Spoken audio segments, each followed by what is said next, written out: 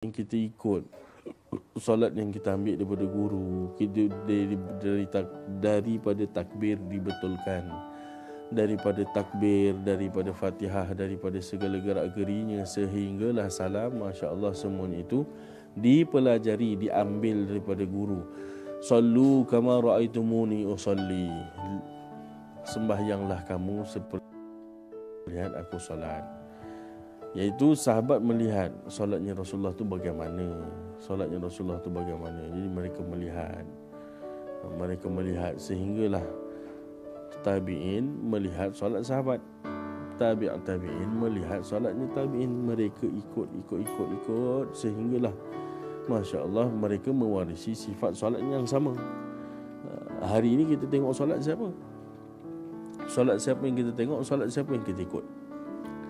Kalau kita tengok solat orang yang tak khusyuk, maka solat kita menjadilah solat yang tak khusyuk. Kalau kita ambil solat itu daripada orang yang bermain-main dalam solat, maka jadilah solat kita solat yang bermain.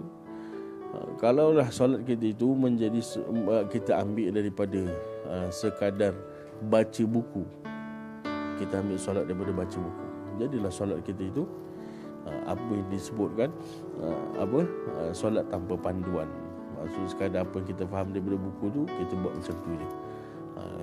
Tidak ada yang menunjukkan kita mengenai ahwal solat itu sendiri. Ditunjukkan oleh guru kami dulu ialah mereka memperlihatkan solat mereka. Mereka melihatkan solat mereka, bagaimana solat mereka,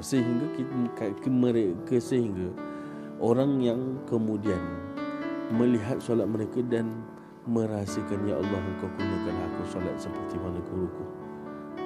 Kenapa? Kerana dapat melihat solatnya itu dengan penuh ketenangan, solatnya itu dengan penuh merasai kehambaan pada Allah.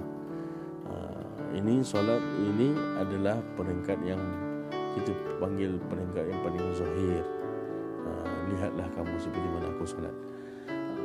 Lagi-lagilah kalau kita sebut sallu kama ra'aitumuni usalli, lihatlah kamu, sembahyanglah kamu seperti mana aku solat. Lagi-lagilah kalau kita ambil daripada bab hati Rasulullah ketika solat. Bagaimana pula hati Rasulullah ketika solat? Bagaimana pula hati Rasulullah ketika solat? Maka bagaimana pula kita nak menjadikan hati kita seperti mana hatinya Rasulullah ketika solat? Bab rukun qauli, alhamdulillah kita belajar daripada guru mengenai tajwid dan sebagainya. Rukun fi'li pun kita belajar daripada guru. Tapi kenapa dalam bab rukun hati untuk menyempurnakan solat itu kita tidak mengambil daripada guru-guru dari yang mana mereka ini mempunyai solat yang tenang, mempunyai hati yang tenang ketika dalam solat? Kenapa kita tak ambil? Allahumma salli ala sayyidina Muhammadin wa ala alihi wasallam. Maka sebab itulah di dalam bab i'tiqad, pegangan kita pada agama itu perlu jelas. Kita perlu pegang apa yang dipegang oleh jemaah.